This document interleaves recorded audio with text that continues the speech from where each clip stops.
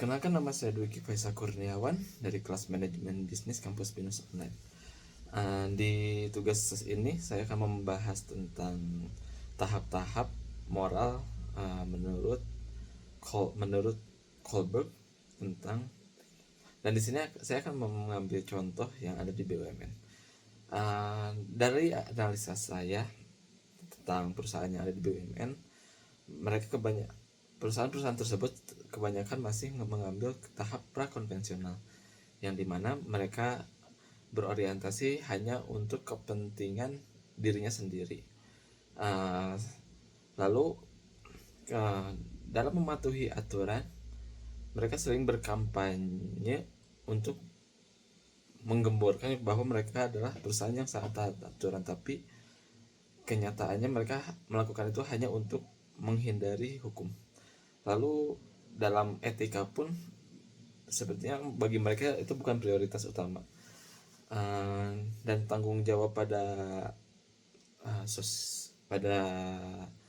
lingkungan dan sosial pun mereka seperti enggan ataupun tidak menjadikan itu sebagai fokus utama mereka. Lalu sebagai contoh yang akan saya ambil adalah saya akan mengambil contoh sebuah kasus korupsi di BUMN yang dilakukan oleh PT Pertamina di tahun 2018 sampai 2023. PT Pertamina terbukti melakukan pencampuran BBM RON 90 dengan BBM RON 92, yaitu Pertalite dan Pertamax, dan dijual sebagai produk Pertamax. Dalam kasus ini baru terungkap di tahun 2025 atas penyidik yang dilakukan oleh Jaksa Agung. Berdasarkan kronologis tersebut, presiden atau direktur utama dari PT Pertamina Patraniaga adalah orang yang menyetujui bahwa pencampuran ini bisa dilakukan. Sebelumnya beberapa direksi lainnya hanya melakukan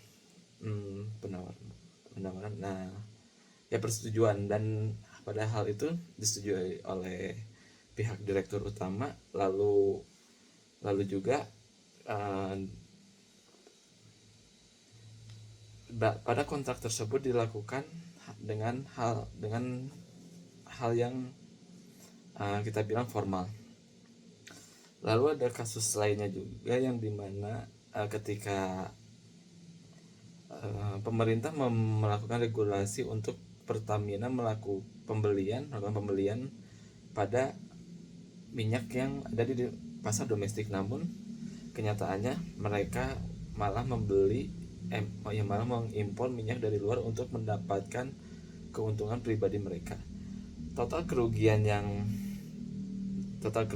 negara yang ditimbulkan oleh kasus korupsi ini mungkin kurang lebih dari 200 triliun, atau dalam kasus ini saya mengambil dari artikel berita Kata Data sebesar 193,7 triliun. Karena dalam kasus ini melibatkan semua direktur utama yang ada di Pertamina, jadi menurut saya memang Pertamina betul-betul melakukan masih di tahap prakonvensional, yang dimana mereka hanya mengambil keputusan untuk kepentingan pribadi diri mereka sendiri. Sekian dari saya, terima kasih.